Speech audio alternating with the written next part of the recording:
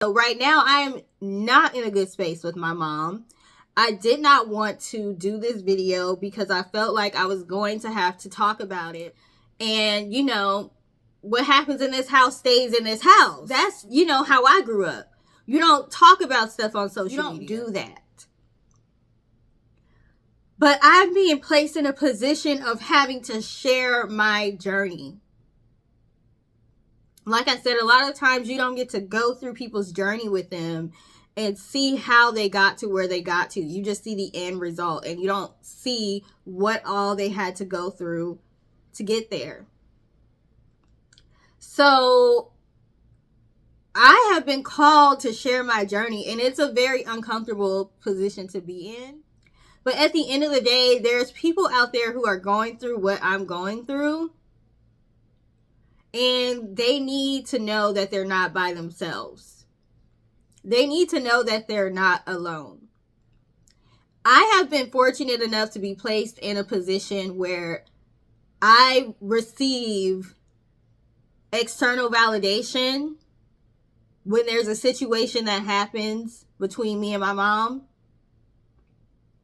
If I'm on the right side of things, people will tell me that. The people that are close to us, they will let me know that, and they will let her know that, and vice versa. But there are some people out there who don't have that external validation. So they're made to feel like they're crazy. They're made to feel like they're dramatic. They're made to feel like they are overly sensitive. They're made to feel like they're wrong when they're not.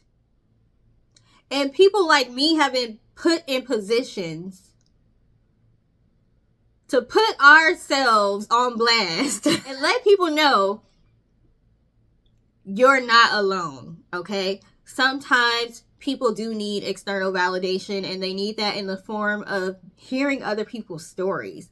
And the thing about life and the thing about your story is it's going to include other people because we interact with other people. We go through things with other people. And I challenge anyone who has a problem with somebody telling their story on a public platform or at all. Think about the role you play in that story, because sometimes in order for somebody to tell their story, they have to explain other people's roles in the story, and it's not to put you on blast or make you look bad. I have to be able to tell my own story. Is it fair for me not to be able to tell my own story and reach the people that I'm supposed to reach because I have to expose you in order to tell my story? I don't think that's fair.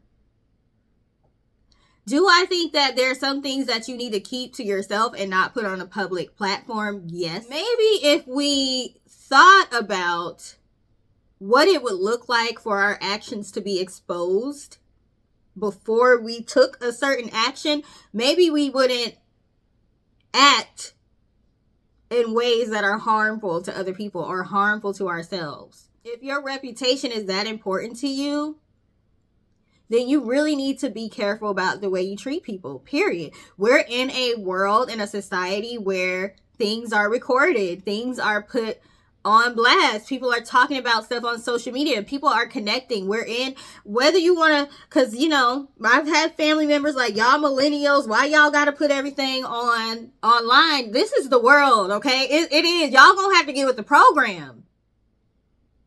There was a lot of toxicity that continued for generation to generation to generation because what happened in this house stayed in this house. And because secrets were kept. And because people were protected. And because people's reputations had to be a certain thing. So you couldn't really be truthful about how that person treated you. That is starting to come to an end. I'm sorry. I don't know what to tell y'all.